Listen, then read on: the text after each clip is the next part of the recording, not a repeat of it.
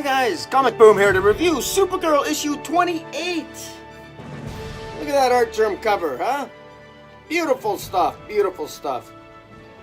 Yeah, I gotta tell you guys,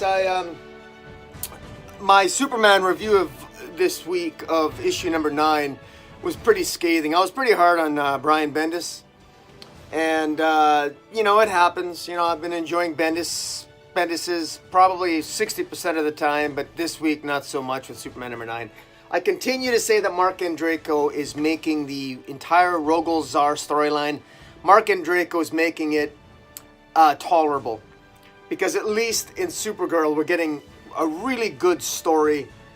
Even if it's a side story and it's a little bit of a distraction, Mark Andreyko has to do that because unfortunately it's clear that Bendis is the one that's going to control the very slow, methodical, boring as hell Rogol-Zar story. But Mark Andreyko is actually making it somewhat exciting in the sense that Supergirl really is having her own adventure while she has Rogol-Zar's axe and she's using it from time to time because it channels her anger, and the more anger she puts into the axe, or the more emotional Supergirl gets, the more angry she gets, the more powerful the axe becomes, and it feeds off her emotions. And it's Rogol-Zar's axe, and while she uses it, she's using it in the midst of a civil war. She's using it while she's captured by Harry Holcomb's forces. In this issue, she's battling alongside the Omega Men to destroy the clones, the Kryptonian clones that were created by Harry Holcomb. Meanwhile, Zindel Cole, the sort of Indiana Jones Brainiac 5-like character that sort of befriended her at the beginning of this arc by Mark Andreyko, it was revealed, of course, that he was sent to spy on her. So I called that. I mean, lots of us did. It was sort of predictable from the beginning that he was likely a planted spy, and he was. But he's good-natured, and his heart's in the right place, and he does want to help Supergirl. And in this issue, he's tracking Supergirl. He's trying to find her again, while at the same time Supergirl is battling alongside the Omega Men. And there's a great scene here with Supergirl and Ryander, who, it's really good to see Ryander. Ryander is Koriand'r, Starfire's brother.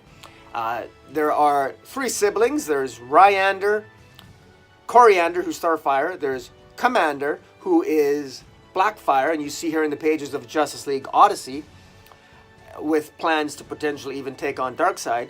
And you have Ryander here. And what's interesting is that I didn't realize that Ryander also had these sort of solar powers that Starfire has.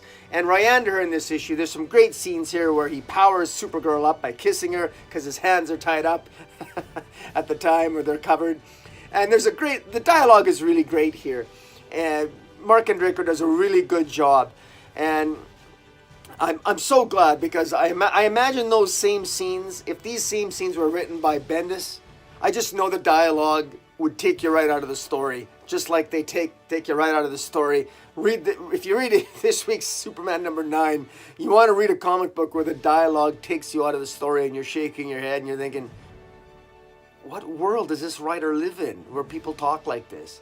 It's unbelievable. But in any event, I don't want to digress. I just did my Superman 9 review, and I'm still miffed about it. It's just God. In any event, thank God for Supergirl. Thank God for Mark Andreyko. And I want to give a shout out here to the artist. The Edward Pansico is the artist. Julio Fiera does the inks. FCO Placencia and Chris Sandamara do the colors. Tom Napolitano does the letters, and Yannick Paquette with Nathan Fairborn does the cover, and Stanley Art Germlau does the variant cover, which I showed. Just a really good issue.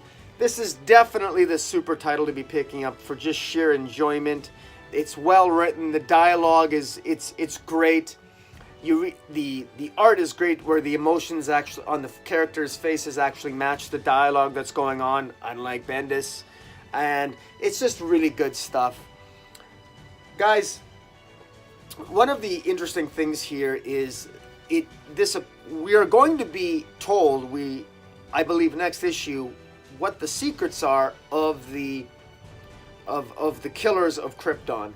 This issue ends with the Circle. Now the Circle are those galactic group that consists of Gandallo, who is sort of like this crystal-like creature, as well as a member of I guess of the Thanagarian race, as well as Sardath, who is a member of the who is a Iranian, and Adam Strange, of course, is Sardath is from Adam Strange's mythology, and basically they're trying to hide the fact that they failed to prevent Rogol-Zar from destroying Krypton, because the story so far is that all we know is that the Circle was aware that Rogol-Zar hated Krypton. What the members of the Galactic Circle were unaware of, though, is that they didn't actually think that Rogol-Zar would actually destroy Krypton, which is actually what they believe he did. It hasn't actually been confirmed yet that Rogol-Zar destroyed Krypton. It's strongly implied, and Rogol-Zar talks as if he did. Now, but there's something...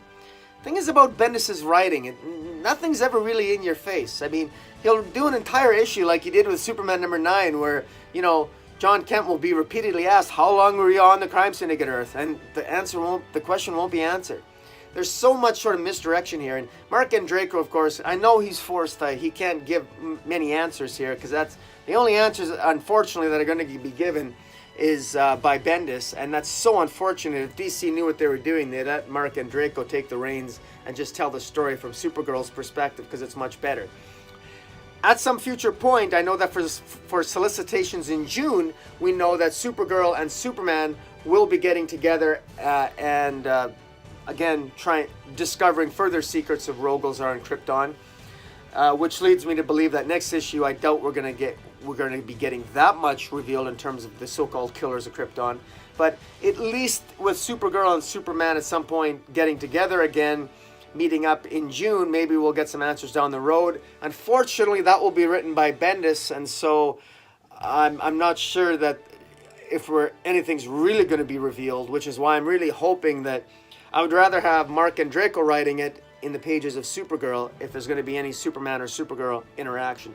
But guys, highlights of this issue, I like the interaction between Ryander and Supergirl, and Ryander and Supergirl. Ryander is powering up Supergirl through his hands at the end when Zindel Cole finally catches up to them, so that perhaps there's a little bit of a love triangle going on there.